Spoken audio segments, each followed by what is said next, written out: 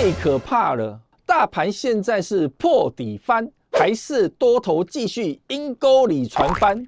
当然是破底翻。昨天大盘跌了1494点 ，and 出大量，融资大减，外资大卖。按照过去统计，融资大减代表散户都被洗出来，现在筹码集中在大户手中。外资每大盘大跌的时候大卖，之后的1个礼拜到1个月，行情都是大涨。所以今天大盘不跌反涨，多单续报，上则给你补涨。